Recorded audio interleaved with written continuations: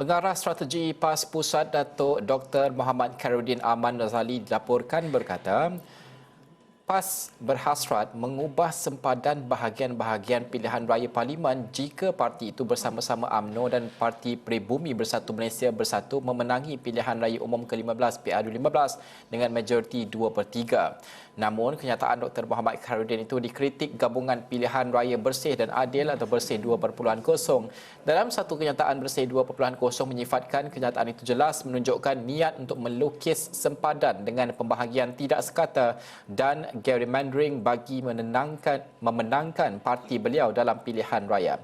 Bagi mengulas perkara ini dan juga mendapatkan ulasan lanjut, saya nak bersama dengan di talian ketika ini penganalisis pilihan raya Pusat Kajian Demokrasi dan Pilihan Raya Universiti Malaya Dr. Amir Saiful Ghazali. Assalamualaikum Dr. Amir, berada dengan saya. Waalaikumsalam. Doktor, ya, cadangan ini mungkin hanya bersifat cadangan, tapi bukan kali pertama kita melihat kepada persempadan semula ini dilakukan dalam setiap kali tiba pilihan raya.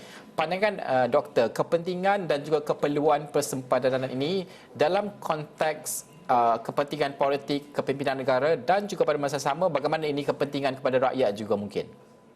Okey, pertama sekali kita mesti lihat apakah asas kepada perubahan sempadan ini. Asasnya adalah pertambahan penduduk. Apabila penduduk mencapai jumlah minimal jumlah yang tertentu, maka mereka harus yang melaksanakan proses persempadanan semula ini. Dan perkara yang lebih penting lagi adalah siapa yang melaksanakannya. Yang melaksanakannya adalah Suruhanjaya Pilihan Raya yang menjadi tugas asasi mereka. Jadi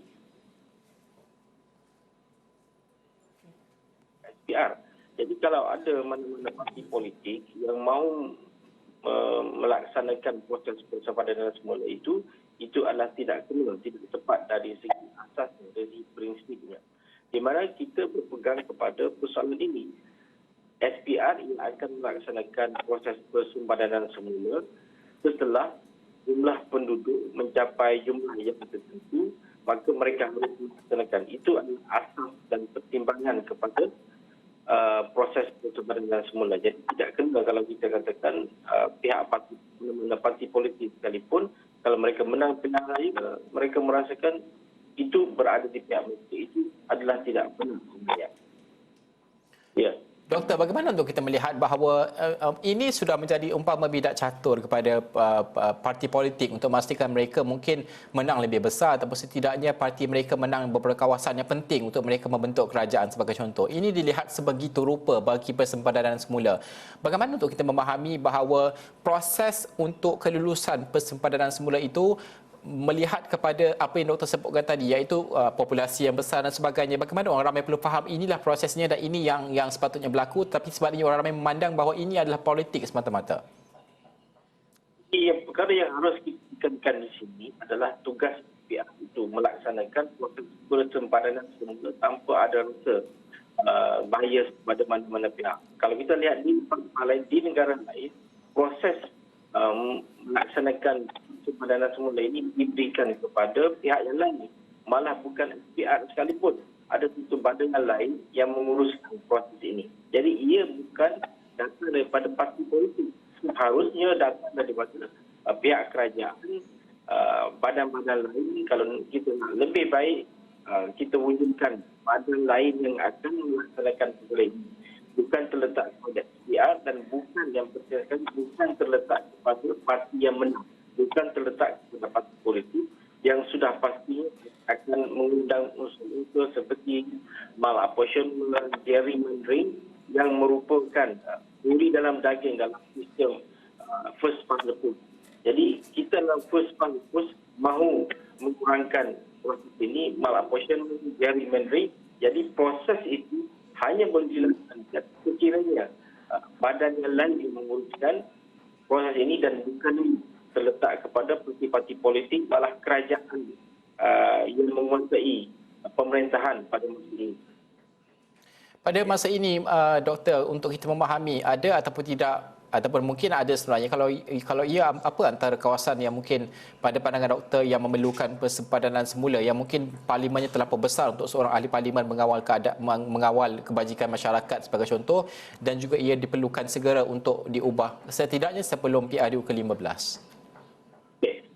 Antara kawasan-kawasan ini kita boleh lihat kepada nisbah penduduk itu. Terlampau besar umpamanya kawasan bandar. Kawasan bandar ini memerlukan kawasan ini.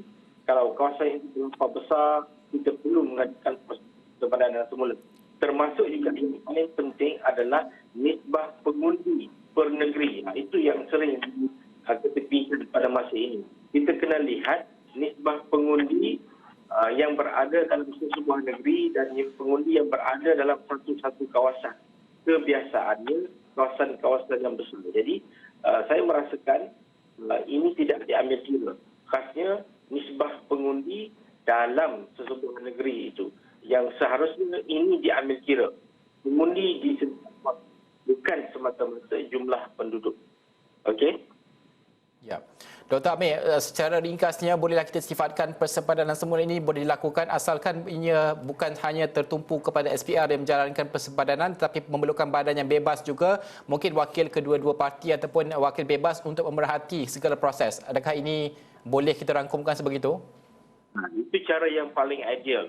Cara yang paling ideal ada wakil-wakil parti politik, ada wakil-wakil komuniti, wakil-wakil masyarakat, pihak-pihak yang berkepentingan, pengundi-pengundi satu kawasan. Itu satu gandingan yang saya rasakan agak baik di sini, di mana mereka boleh mengemukakan pendapat yang tidak berasaskan kepada parti-parti tertentu, parti-parti yang akan mencapai kemenangan. Sebaliknya, kita beri peluang kepada untuk mencadangkan proses persempadanan semula supaya dapat mengurangkan apa yang saya sebutkan tadi, kita dapat mengurangkan gerrymandering, kita dapat mengurangkan apportionment dan mewujudkan kawasan persempadanan yang betul-betul adil kepada semua pihak.